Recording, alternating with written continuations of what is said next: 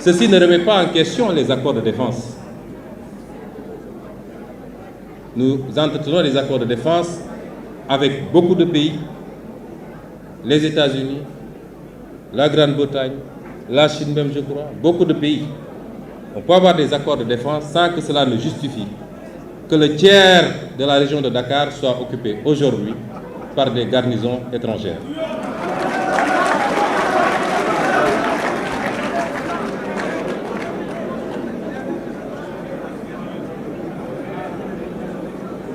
Le quatrième point, c'est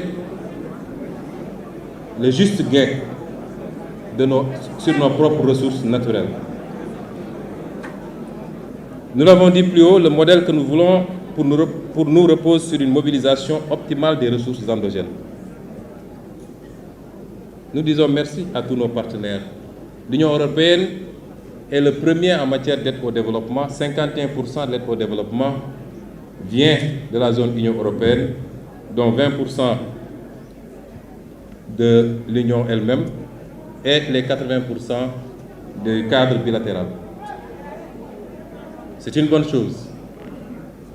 Mais si vous mettez en parallèle ou en contradiction cette aide par rapport à ce que nous perdons, nous, dans la relation réelle, économique, qui peut se jauger à travers l'exploitation de nos ressources naturelles, à travers les clauses des marchés publics exploités sur le pays, je peux vous assurer que nous perdons 10 fois plus ou 20 fois plus.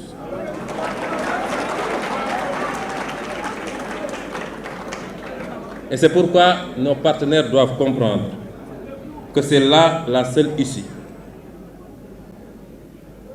à la délicate et teigneuse question du chômage de masse. C'est que nos pays s'organisent, en plus de la mobilisation des ressources fiscales et des droits de porte, en plus de la question monétaire qui doit nous permettre de pouvoir avoir une monnaie adaptée à nos réalités économiques, en plus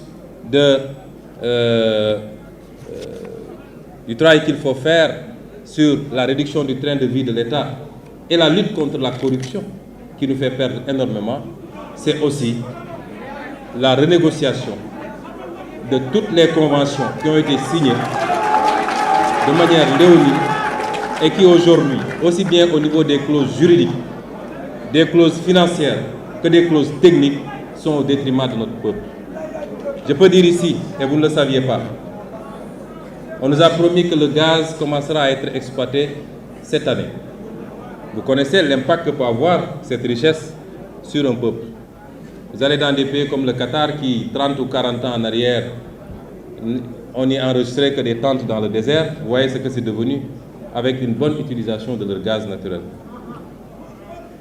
Mais si nous ne prenons pas nos responsabilités, je peux assurer les Sénégalais que dans les 15 ou 20 ans à venir, le Sénégal ne gagnera pas un copec de son gaz. Et c'est inadmissible. Et c'est pourquoi nos partenaires, s'ils sont vraiment des partenaires, doivent encourager, accompagner ce processus de rééquilibrage du gain que chacun doit avoir dans la gestion de ses ressources naturelles. Oui, nous acceptons qu'un investisseur qui a pris des risques, qui a investi, doit gagner et avoir un retour sur investissement. Mais non, nous n'acceptons pas qu'il gagne tout et que nous ne gagnons presque rien. Ça, ce n'est plus l'Afrique de 2021.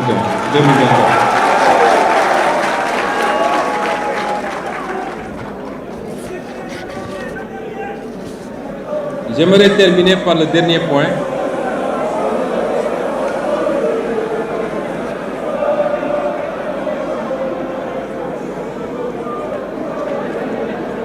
J'aimerais terminer par le dernier point.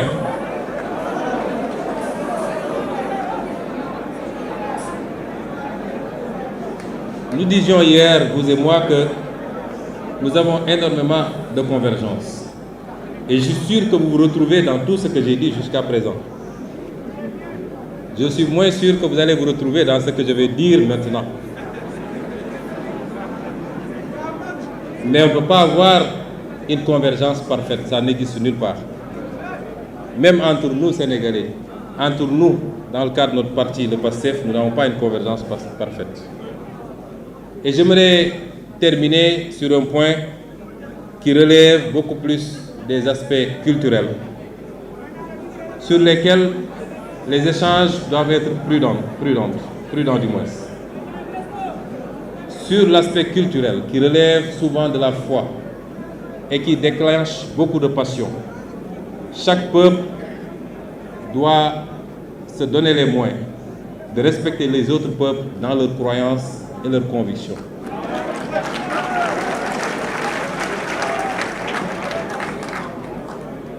Et vous aviez dit tantôt également, je l'ai noté, que la crise de l'humanité ne peut se résoudre que par le contrôle des citoyens sur leur société. Il n'y a pas une seule société humaine. Il peut y avoir un certain nombre de valeurs universelles, mais il y a des spécificités qu'il faut reconnaître, connaître, comprendre et accepter. Et donc, la question liée aux mœurs, la question liée à ce qu'il est convenu d'appeler les LGBTQ,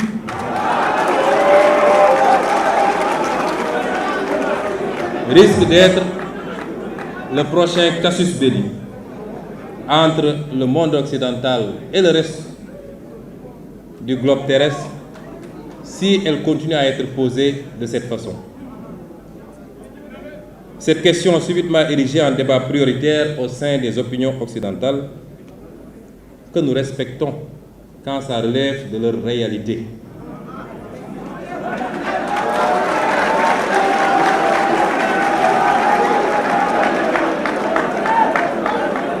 Et cette question corrélée à celle des nouveaux droits tels que ceux liés au genre cristallise énormément de passion et d'incompréhension tant elle met face à face des cultures, des civilisations et des systèmes politiques à la vision diamétralement opposée sur la question.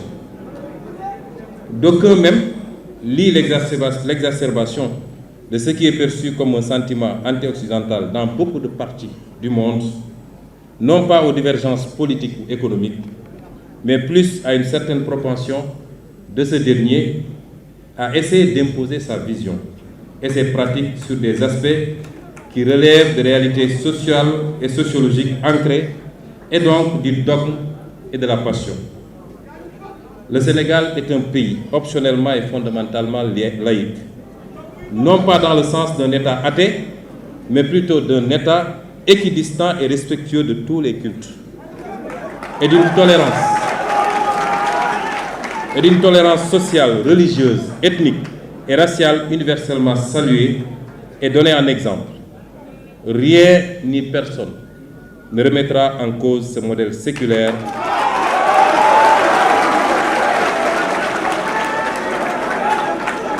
qui précède même l'avènement de l'État sénégalais moderne. Cependant, même si nous partageons une ossature universelle de la laïcité, chaque société l'adapte à son contexte et à ses réalités socioculturelles.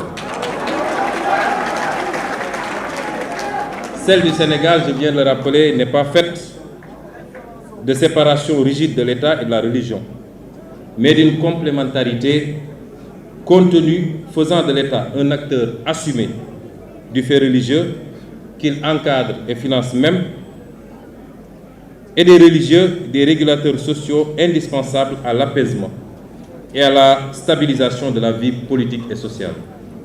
Ceci est rendu possible et même indispensable par la texture socioculturelle du peuple sénégalais, au sein duquel le spirituel occupe une place importante, chrétiens, musulmans ou adeptes des religions traditionnelles confondues.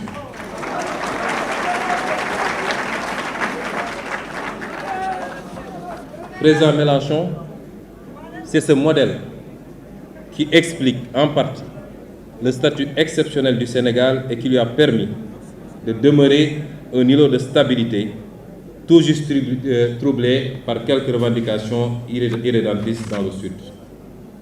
Il est alors évident que les velléités extérieures de nous imposer, encore une fois, l'importation de modes de vie et de pensée contraires à nos valeurs risque de constituer un nouveau casus belli. La question du genre, par exemple, revient régulièrement dans les programmes de la majorité des institutions internationales et dans les rapports bilatéraux, même souvent comme une conditionnalité pour différents partenariats financiers. Nous pouvons noter aujourd'hui que la question des genres n'est pas nouvelle dans nos sociétés. Il ne faut pas penser que nos sociétés ne connaissaient pas ces questions.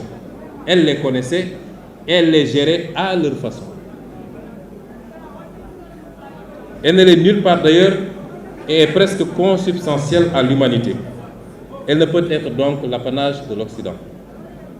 Chaque société, comme je le disais, a établi et perpétue librement ses mécanismes d'absorption des faits sociaux qu'il faut respecter dans la limite de l'humainement raisonnable. Par exemple, la France interdit la polygamie. Le polygame que je suis serait un hors-la-loi en France.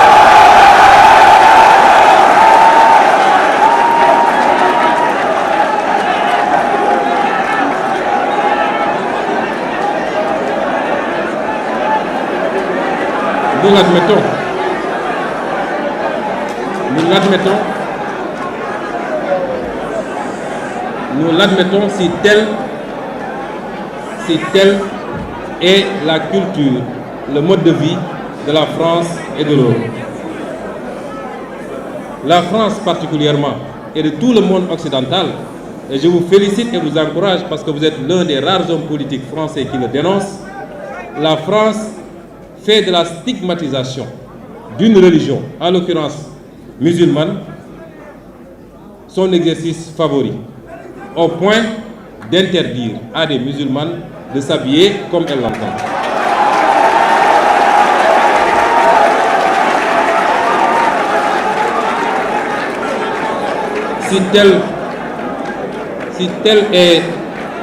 Si cela est conforme à la culture, au mode de vie et aux options des Français, nous l'acceptons et les Sénégalais qui vivent en France devront s'y adapter.